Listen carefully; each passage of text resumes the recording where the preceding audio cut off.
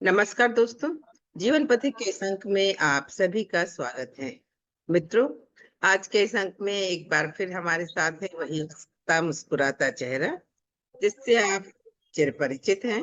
वो हैं जो वाराणसी से हमसे जुड़ते हैं, डॉक्टर गौतम चटर्जी। तो आइए सबसे पहले डॉक्टर गौतम चटर्जी का इस अंक में स्वागत करें। गौतम जी, इस अंक में आपका स्वागत है। स्वागत की इस पूरी श्रृंखला से मैं अभिभूत हूँ। आपका भी अभिनंदन मेनका जी। बताइए, आज हम लोग किस विषय पर बात करने जा रहे हैं? आज तो हमने कोई अलग से विषय नहीं लिया है। आपकी ही एक कविता हमने सोशल मीडिया पे पढ़ी। उसका टाइटल जितना अट्रैक्टिव था, निश्चित रूप से कविता भी अट्रैक्टिव होगी, लेकिन हो सकता है मेरी समझ थोड़ा सा कम हो। वो कविता मुझे पूरी तरह से उसके अर्थ के साथ समझ में नहीं आई। तो मन में एक जिज्ञासा हुई कि और भी लोगों ने पढ़ा होगा, तो क्यों ना इस कविता को आपसे ही सही सही समझा जाए और उसके अर्थ का आनंद उठाया जाए। कविता अभी अभी आपने डाली है, इसलिए आपको याद भी होगी। आलिंगन गान, ये कविता का बिल्कुल। शीर्षक है। और कविता, मैं सबसे पहले ये चाहती हूँ कि आप इस रेफरेंस में बताएं कि इस कविता को आपने किस रेफरेंस में, किस प्रतीकात्मक रूप में लिखा है, ताकि उसका अर्थ समझने में हमें और आसानी रहे। पहले तो आप हमें ये बताइए। शीर्षक है वने पृथ्वी और आकाश का आलिंगन। तो आलिंगन का गान, और ये बहुत प्राचीन समय से कवियों की दृष्टि रही है कि जो अ, प्रथम छंद है, प्रथम काव्य छंद है, वो तो ईश्वर की सृष्टि। और तभी से पृथ्वी और आकाश का जो आलिंगन है, जिसको तरह तरह से कवियों ने लिखा है। लेकिन मुझे सिर्फ एक तरफ ध्यान दिलाना था, जी। जो दायित्व देकर मुझे भेजा गया है पृथ्वी पर। वो ये है कि जिधर लोगों का ध्यान नहीं जाता, जिधर ध्यान जाने से थोड़ी सी राहत हो। और वो ये है कि मैं काशी में हूँ इस समय। उत्तर भारत बहुत ज्यादा गर्मी की चपेट में है। 44-45 टेम्परेचर है। ग्रीष्म ऋतु है तो होगा ही। तो उसकी जो गर्मी है, गर्माहट है, उष्णता है, वही विषय है इस समय। तो होता क्या है कि जब बसंत के बाद ये ग्रीष्म ऋतु होता है आरंभ, तो थोड़ा थोड़ा अच्छा लगता है कि धीरे धीरे लोग थोड़ा थोड़ा डरने लगते हैं कि बाप रे, इतनी गर्मी, लू, हीट, 42, 43, 44, 45 टेम्परेचर। तो उस समय लोग कुछ रियलिटी जानते हैं, लेकिन उधर ध्यान नहीं जाता है। वो ध्यान दिलाने के लिए ये ऐसा, so हमने सोचा कि कुछ बातें लिखी जाए। वो ये कि अगर हम लोग इस वक्त तरबूज या खरबूज खाते हैं, जी। तो वो बहुत मीठी लगती है। और क्या होता है कि थोड़ा सा खाने से ही न सिर्फ तृप्ति मिलती है, बल्कि प्यास बुझ जाती है, जो कि बार बार फ्रिज का पानी पीने से भी नहीं। और वो मीठा भी होता है, स्वादिष्ट भी होता है, पुष्टिदायक भी होता है, प्याज भी बुझ जाती है। और उसको खाते समय भीतर से बहुत सारा पानी भी उसमें से आता है ना। और ये तभी होता है जब खूब गर्मी पड़ती है। खरबूजे के साथ भी ये बात। तो तरबूज और खरबूज, ये जो उष्णता है, जो गर्मी है, ये डायरेक्ट सहते हैं और रेत पर पड़े होते हैं। और हम लोग थोड़ी सी गर्मी या ज्यादा ही गर्मी सह पाते हैं, तभी तो जीवित बच जाते हैं। तो नहीं और सह पाते हैं, और हम लोग तमाम तरह से उलाहना देते रहते हैं। लेकिन जो फल हम लोग खाते हैं, वो हमसे ज्यादा कहीं गर्मी, और भी सीधे धूप में, सीधे सूरज को सहते हैं, है ना। उसके बाद और हम लोग अपनी नजर थोड़ा घुमाए तो देखेंगे कि ये जो दो तीन फूलों के पेड़ है, बोगनवेलिया, अमलतास, पलाश, ये इतने सुंदर लगते हैं। और ज्यादातर ध्यान इन पर कभी भी जाड़े में नहीं जाता है, गर्मी में ही जाता है। वो भी मई जून की गर्मी में जाता है, जब वैशाख से हम लोग ज्येष्ठ के हो जाते हैं। तो वैशाख पूरा हो रहा है, ज्येष्ठ शुरू हो गया। तो इनको मैंने देखा है कि इतने सुंदर लगते हैं, लेकिन ये बोगनवेलिया भी सीधे सूरज की ओर बढ़ते हैं। मतलब हम लोग सूरज से बचते हैं।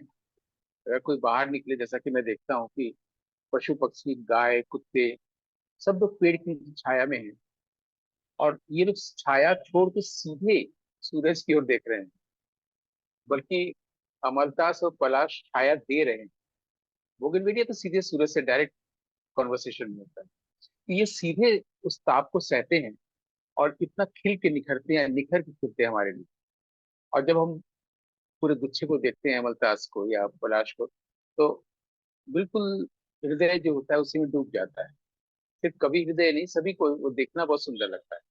तो अगर हम गर्मी की दुहाई न दे और ये देखें कि तरबूज खरबूज के अलावा इतने कोमल पंखुड़ियां इनकी होती हैं जो सब सुबह भी बिखरी रहती हैं धरती पर, ये उस कोमलता के साथ अपनी कोमल त्वचा में सहते हैं हमारे लिए और सुंदर होकर खिलते हैं, निखरते हैं। तो उधर ध्यान दिलाया जाना चाहिए कि वो जो आकाश का आलिंगन करते हैं जिससे हम लोग बसते हैं, जो कि ये पृथ्वी को हम लोग अग्निगर्भा कहते हैं, लेकिन आकाश से लोग कहते हैं कि आग बरस रहा है।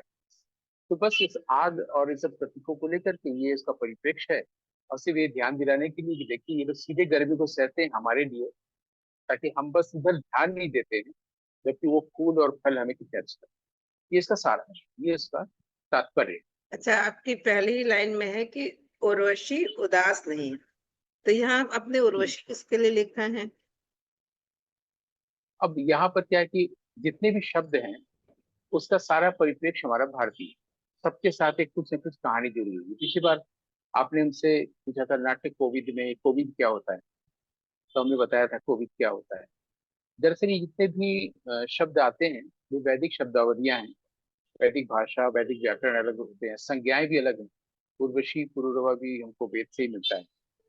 कोविद भी वेद का ही शब्द है। हमने बताया था पंचम वेद में पहली बार आया था। जब जो भी पंडित होता है उसको कोविद कहते हैं। अगर नाट्य का पंडित है तो वो विद्वान है तो वो नाट्य कोविद है, जैसे कि भरत मुनि। लेकिन ऐसा नहीं कि उसके बाद इसका प्रयोग नहीं हुआ। उसके बहुत समय बाद भी बहुत सारे लोगों ने पंडित न कह के कोविद शब्द का प्रयोग किया, और वो भी प्राकृत में किया। ज्यादा दूर न जाए, हम लोग तुलसीदास को जानते हैं, तुलसीदास के रामचरितमानस को जानते हैं। रामचरितमानस की शुरुआत में जो बाल कांड है उसमें शुरू में 4-5 जगहों पर आया है कि इन सब चीजों को के बारे में कवि कोविद और आदि आदि लोग इन सब चीजों को जानते हैं। तो वो बार बार पंडित न कह के कोविद कह रहे हैं। और जाहिर है कि अवधि भाषा में प्राकृत में है, तो वो कोविद न करके कोविद कह रहे हैं। है ना, जैसे कि हम लोग किसी भी तत्सम को तद्भव करते हैं वो प्राकृत जैसा होता है ना। जैसे स्मरण कहना हो तो सुमिरन कहा जाएगा, वैसे ही वो कोविद को कोविद कर रहे हैं तद्भव में। और यहाँ तक कई बार तो अकोविद भी कह रहे हैं कि जो पंडित नहीं है वो इसे नहीं समझ सकता। वो पंडित नहीं लिख रहे हैं, लिख सकते थे लेकिन अकोविद कह रहे हैं। इसका मतलब ये प्रचलन में रहा है भरत मुनि के समय से अभी आधुनिक काल तक। अभी लोग इसका व्यवहार भी नहीं करते, इसलिए लोगों को लगता है कि ये क्या शब्द है, कोविद कहाँ से आ गया। जबकि वो रामचरितमानस सभी पढ़ते हैं तुलसीदास का, लेकिन वो ध्यान नहीं देते। तो मुझे लगता है कि ये भी ध्यान दिलाने की चीज है। वैसे उर्वशी जो है, उर्वशी इसको देख रही है। मतलब आमतौर पर लोग पुरुरवा को दुखी समझते हैं, उर्वशी छोड़ के चली जा रही है। और उर्वशी जो है वो चली जा रही है, तो जाहिर सी बात है कि अ, जो जिसको छोड़ के जाएगा, अगर प्रेम है वहां पर, तो वहां पर दुख होगा। हालांकि ये इस पर भी हम लोग अभी बात कर सकते हैं कि आमतौर पर से पुरुषों के साथ ऐसा क्यों होता है कि वो जब स्त्री प्रेम में छोड़ के चली जाती है तो वो काफी दुखी हो जाते हैं। और फिर उर्वशी क्या कह रही है ऐसे में? उर्वशी बहुत खुश नहीं है कि जब पुरुरवा को छोड़ कर चली जा रही है, और उसको बता रही है कि स्त्रियों का हृदय कैसा होता है। लेकिन उर्वशी अब इसलिए भी उदास नहीं है क्योंकि वो देख रही है कि सारी पुरुरवाओं के लिए सृष्टि में क्या क्या व्यवस्था की गई है। इसलिए शुरुआत में उर्वशी कहा गया है कि वो किसी भी अ, आज की किसी भी स्त्री को संबोधित है वो, या उसका प्रतीक। नहीं, तो उसमें आपने लिखा है कि उर्वशी उदास नहीं क्योंकि उष्णता से उदासीन है, तो यहाँ पे जो है हाँ, यहाँ पर उदासीन का मतलब इनडिफरेंट हुआ, क्योंकि जैसे जैसे आप कविता में आगे बढ़ेंगे तो आप देखेंगे कि इनडिफरेंट होना क्या होता है और उदास होना या नहीं होना क्या होता है। उदास का अलग मतलब होता है, उदासीन का अलग मतलब है। आगे जो असली शब्द है वास्तव में जिसका प्रयोग आजकल नहीं होता है, उन शब्दों को जब आप समझते जाएंगे तो आपको पूरी कविता का जो तात्पर्य है बहुत ही काव्यात्मक रूप से अच्छा लगने लगेगा। हमने तो अग्नि उर्वशी क्या बता है? दिया कि प्रतीक है। अग्नि सूक्त। अग्नि सूक्त हमारे वेद का पहला सूक्त है। जब हम लोग कहते हैं कि आसमान से आग बरस रहा है, ये बोलते हैं, वहीं पर अग्नि सूक्त जब पढ़ने जाते हैं तो अग्नि का एक अलग अर्थ हमें मिलता है, उस अर्थ को नहीं जानते हम लोग। जैसे आग को इतने ढंग से बोलते हैं, जबकि अग्नि से हम लोग का बहुत कुछ भला होता है। अग्नि ना हो तो हम लोग खाना ना खा सकते, है ना। लेकिन अग्नि सूक्त में जाएंगे जब, तो अग्नि का एक अलग अर्थ मिलेगा। जैसे मैं खुद ही बताऊं, आगे जो शब्द है इसमें एक शब्द है कवि क्रतु। अग्नि को कवि क्रतु कहा गया है। अब आपको आपको मैं बताऊं कि जो कवि है, उसमें कवि का मतलब है जो अत्यधिक रूप से बुद्धिमान।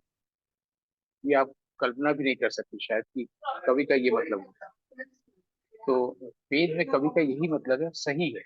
जो बुद्धिमान है, ऋषि है, वो कवि है ना। जो इसे निष्प्रभ क्या करता है? है वो कवि क्रतु है। निष्प्रभ। ये क्लियर, ये पूरा क्लियर हो गया कवि क्रतु का मतलब। हाँ कि हाँ, जो ये तो कवि। अभी कवि का मतलब हुआ ना। लेकिन क्रतु अभी मैं बता रहा था कि जो ऐसा काम करता है वो कवि क्रतु होता है। जैसे कि अग्नि, तो अग्नि जो है हमें झुलसा दे रही है और हीट टेम्परेचर बढ़ रहा है, इतना ही नहीं है। अग्नि सूक्त में हम लोग पाते हैं कि वो इतना बुद्धिमान है कि वो सारे काम कर रहा है और वो हमारे कल्याण के लिए कर रहा है। ये साथ साथ चलता जा रहा है। अगला क्या शब्द है? निष्प्रभ। हाँ, निष्प्रभ का मतलब उदासीन। तो निष्प्रभ किसी भी चीज हो रहा है, हमें हमारे ऊपर फर्क नहीं पड़ रहा है। जैसे बोगनविलिया को फर्क नहीं पड़ रहा है, मलतास को नहीं पड़ रहा है, और पलाश को नहीं पड़ रहा है। हम लोग को इतना असर पड़ रहा है हम लोग के ऊपर, हम लोग प्रभावित हो रहे हैं, वो प्रभावित नहीं हो रहे अच्छा। अच्छा, उर्वशी का उत्तरण शकुंतला की उर्मी में है, मतलब। हैं। हाँ, उर्मी माने लहर होता है। आजकल लौकिक भाषा में उसको बड़ी बड़ा ऊ से भी लिखते हैं, दीर्घ ऊ से। लेकिन वास्तव में वो लघु है, हर ऊ है। तो तो उर्मी माने लहर, बाद में हमने लहर लिखा भी है। तो उर्वशी को हम शकुंतला से जोड़ रहे हैं, फिर उसकी दो सहेलियों से जोड़ रहे हैं। धीरे धीरे आपको मैंने कभी बताया होगा कि हुसैन ने एक पेंटिंग बनाई थी जिसमें आधा शरीर शेर का है, आधा जो है स्त्री का है, दुर्गा का है। लोगों ने ऐसा किया था, तो लोगों ने उसका अर्थ गलत जब लेना शुरू कर दिया कि वो कोई बीस्ट और दुर्गा या महिला का कॉम्बिनेशन सोचने लगे, तो हम लोगों ने उसको समझाना बताया कि उन्होंने शक्ति को दिखाया है हुसैन ने, एम एफ हुसैन ने। और उन्होंने बताया कि सिर्फ पुरुष स्त्री तक की पूरी दुनिया नहीं है, स्त्री शक्ति है, ये आधा दिखाया। फिर आधा वो फिर ले गए प्रकृति की तरफ, कि पूरी प्रकृति में जो शक्ति है वो शेर उसका प्रतीक है कि सबसे शक्तिशाली है। इससे वो आधी स्त्री माने पुरुष स्त्री के दुनिया के बाहर और आगे भी ले गए और शेर को दिखाया। उसी तरह से हम उर्वशी और शकुंतला और अनुसुईया और प्रियंवदा के बहाने हम उसको पूरी प्रकृति में ले जा रहे हैं, उन सब प्रतीक हो जा रहे हैं। अमलतास और पलाश और बोगनविलिया उनकी प्रतीक हो जा रहे हैं, शकुंतला और उनकी दोनों सखियां। तो इसमें एक। अब कवि कुछ भी कर सकता है ना। हाँ, जो आपने ये लिखा है कि अमलतास में अंकित प्रेम ऋचाओं में पलाश के विभास वन में। विभास वन क्या हुआ? विभास जो सुबह का राग है, विभास का मतलब सुबह का राग। पलाश अच्छा। वन से लोग समझ सकते हैं, पलाश का वन, अमलतास वन। लेकिन विभास एक सुबह का राग है। तो सुबह सुबह वो राग सुनने की बात है। किशोरी मुनकर का हम लोग काफी पसंद करते हैं। तो यही होता है कि एक बार किशोर महाराज जी ने यहाँ से मंच पर कहा था कि गौतम के नाटक को समझने के लिए आपको वेद उपनिषद और सारा शास्त्रीय संगीत तो सब कुछ आपको पढ़ के जानना होगा, तब उसका नाटक समझ में आएगा। तो मुझे लग रहा है कि उन्होंने उस वक्त सही कहा था कि अब ये कविता पढ़ने के लिए आपको राग विभास भी जानना होगा, तब उसका माधुर्य, इसको माधुर्य गुण कहते हैं कविता का। कविता में कई गुण होते हैं ना, ओज गुण, माधुर्य गुण और प्रसाद गुण। तो उसमें ये माधुर्य गुण है। वो माधुर्य गुण लाने के लिए वहां पर राग का नाम लिया गया विभास, जो सुबह का, ताकि लोग सुबह चले जाए। सुबह सुबह बहुत अच्छा लगता है जब आप अमलतास को देखते हैं। वाक सूत्र और हृदय सूक्त क्या है? ये भी वाक सूक्त सूक्ति भी वेद होंगे, का एक हाँ। सूक्त है जहाँ से वाक सूक्त में सरस्वती पूरा वर्णन कर रही है वाणी के बारे में, भाषा की बात आ रही है। क्योंकि ये हम वाणी वहीं से दे रहे हैं, अदरवाइज कैसे देंगे। अमलतास तो बोलता नहीं है। अमलतास फूल है, पंखुड़ियां स्त्रीलिंग है, अमलतास पुल्लिंग है।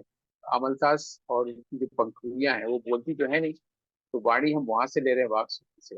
हृदय सूत्र जो है ये बुद्ध का लोटस सूत्र और हार्ट सूत्र वहां से है, जहाँ पर हम पूरी तरह से ज्ञान को उसके सर्वश्रेष्ठ उत्कृष्ट रूप में देखते हैं। तो हम यहाँ प्रेम और ज्ञान को साथ साथ लेके चल रहे हैं, दो अलग अलग नहीं है। इससे पूरी भारतीय परंपरा आ रही है, सिर्फ उनकी पंखुड़ियों में, जहाँ पर शायद कुछ लिखा हुआ है जो हम नहीं पढ़ सकते, लेकिन अगर हम उनको देखने जाएंगे तो हमारे ही उपकरण हो गए नहीं ट्रांसजेंडर्स। हमको ये गर्मी लगना और ये सब जो दैहिक स्थिति है उससे ऊपर उठना है। ये अग्नि स्नात क्या होता है? क्या ऐसा अग्नि स्नात होगा? जी। अग्नि में नहाया हुआ, जैसे सद्य स्नात तुरंत तुरंत नहाया हुआ, अग्नि स्नात, अग्नि में नहाया हुआ। हम लोग तो अग्नि से भागते हैं उस समय, आकाश से आग बरस रही है कहते हैं, लेकिन वो लोग तो नहा रहे हैं ना, हम्म। जिसको हम लोग आग कह रहे हैं, तो उनके लिए वो आग जो बरस नहीं रहा है, उनके लिए वो अग्नि सूक्त है ज्ञान और प्रेम का, कविता का, कवि का। जो कवि कवि ही कविता लिख रहा है। अच्छा, ये स्वाधीन भर्तृका क्या है? स्वाधीन भर्तिका है जो हमारे यहाँ प्रेम के 8 रूप हैं। एक स्त्री में प्रेम के 8 रूप होते हैं, जिसको कहा जा सकता है कि 8 एस्पेक्ट्स ऑफ लव। प्रेम के 8 रूप, उसमें से एक है स्वाधीन भर्तृका।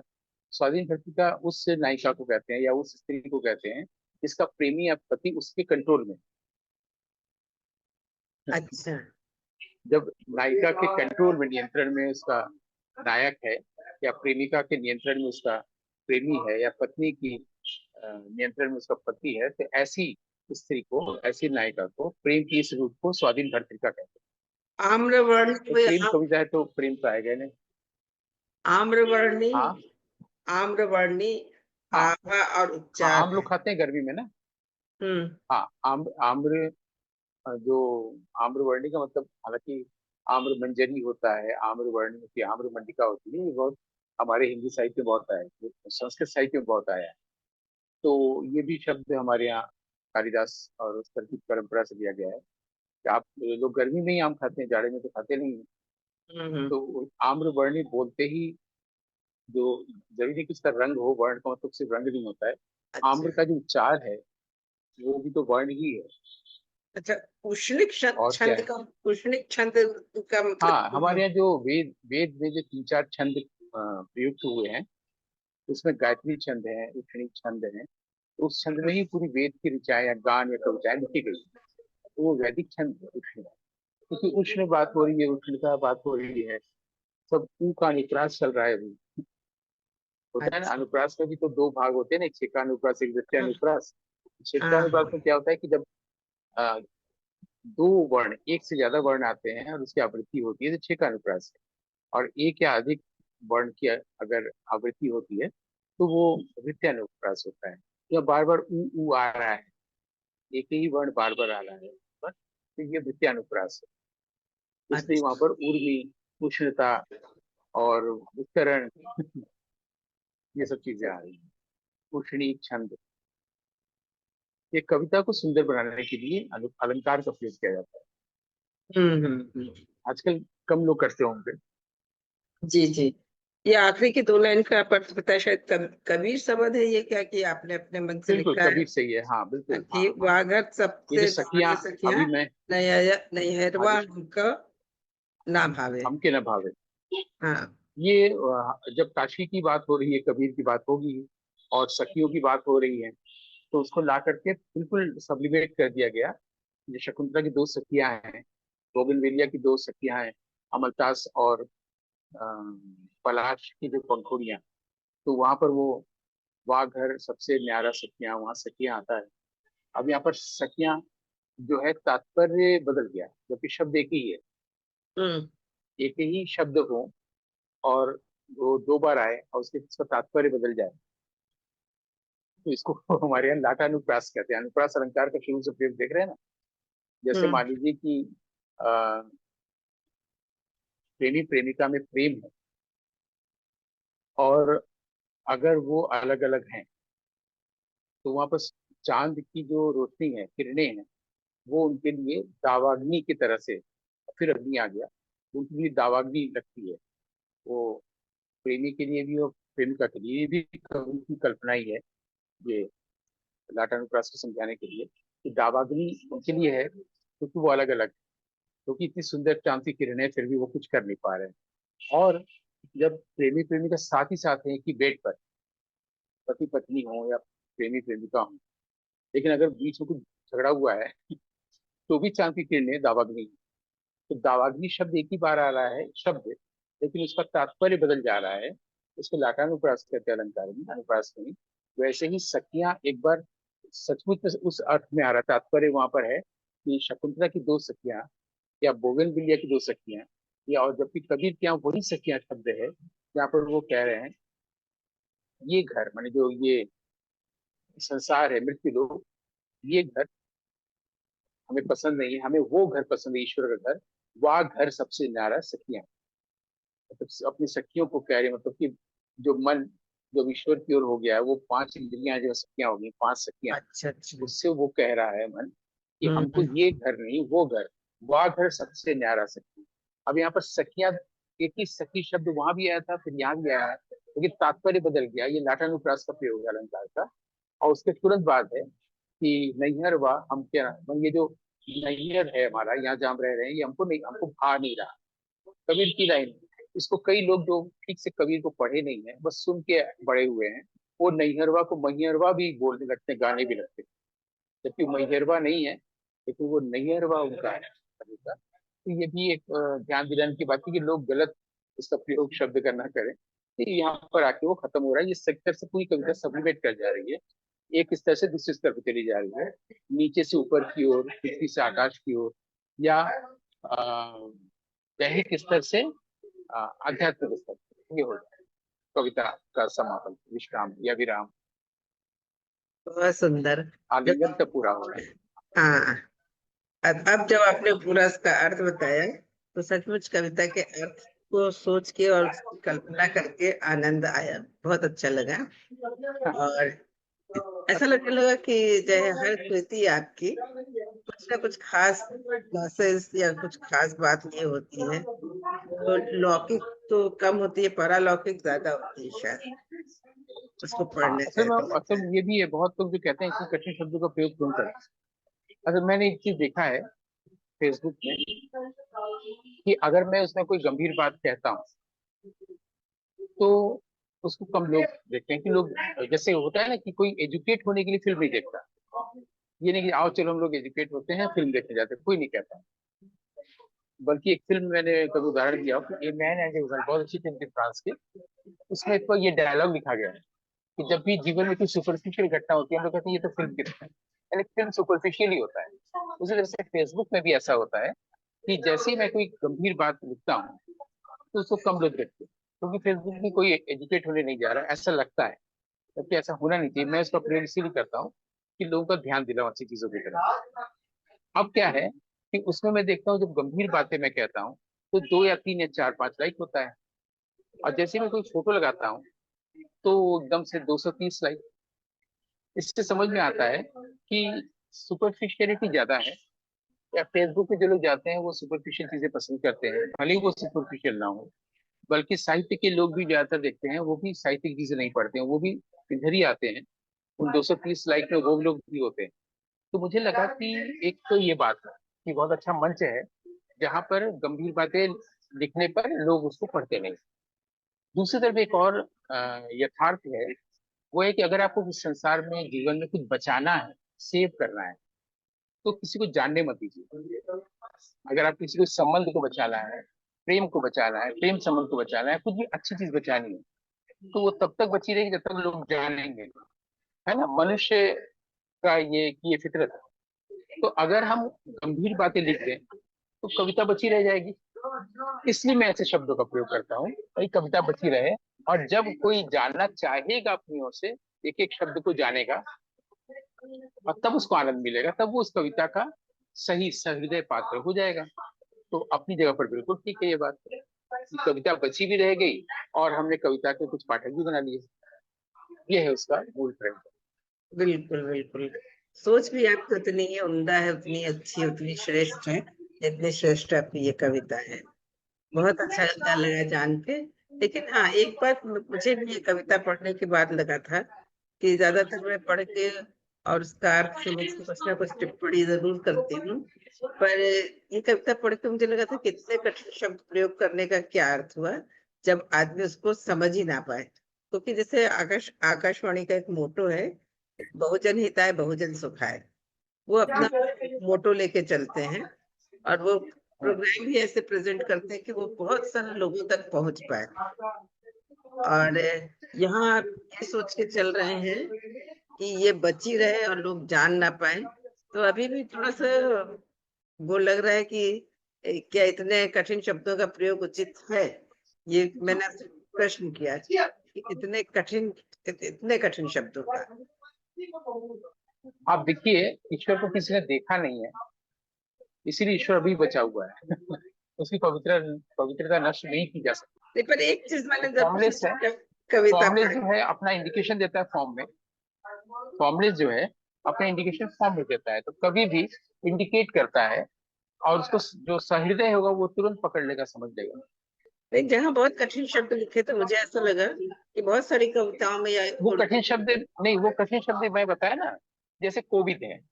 अब रामचरितमानस को लोग कहते हैं कि एकदम आम जनता की भाषा में लिखा गया है, वहां भी कोविद शब्द आया है, उसके बारे में कोई चर्चा नहीं करता। इसका मतलब लोग उस पर ध्यान नहीं देते हैं ना। तुलसीदास जब प्रयोग कर रहे हैं, और तुलसीदास सबके आम कंठ में, आम जुबान में लोगों का हनुमान चालीसा रहती है, और रामकृष्ण मानस का पाठ लोग करते रहते हैं और बोलते रहते हैं तो मतलब हुआ कि वो कोविद का मतलब नहीं जानते, पूछ रहे हैं, कठिन हो गया। जबकि तुलसीदास प्रयोग कर रहे हैं, जन कवि, लोक कवि, प्राकृत में लिख रहे हैं, है ना। तो जो शब्द हमारे प्रचलन से बाहर हो जाता है, आम प्रचलन से, उसको हम कठिन कहते हैं। तो मैंने उन शब्दों का प्रयोग किया जो वास्तविक शब्द हैं और जिसका प्रचलन रहा है, लोग नहीं करते कठिन समझ के, इसलिए वो हम लोग को लगता है कठिन है। जैसा कि मैंने आपको तुलसीदास का एग्जाम्पल दिया, तो सारे शब्द सरल हैं, वो हम उसका प्रयोग नहीं करते, इसलिए हमको वो कठिन बन गया है इतना समय। बिल्कुल, बिल्कुल, ये तर्क आपका बिल्कुल सही है, इसको मैंने माना। और सचमुच इसी तरीके से मुझे उम्मीद है कि आगे भी आप ऐसे शब्दों के प्रयोग करके कविताएं लिखेंगे, और ताकि हम इससे भी ज्यादा जो प्रचलित शब्द नहीं है और जो हमें कठिन लगते हैं उनको हम धीरे धीरे जान पाएंगे। आप आज इस कार्यक्रम में आपने अपनी कविता का जो अर्थ बताया और जो आनंद मिला वो अर्थ सुनने के बाद, उसके लिए आपका बहुत बहुत धन्यवाद। मैं सचमुच कृतकृत्य हूँ कि आप इतने अच्छे प्रोग्राम करें, कि अच्छी चर्चा हो जा रही है। आनंद, अभिनंदन। Thank you.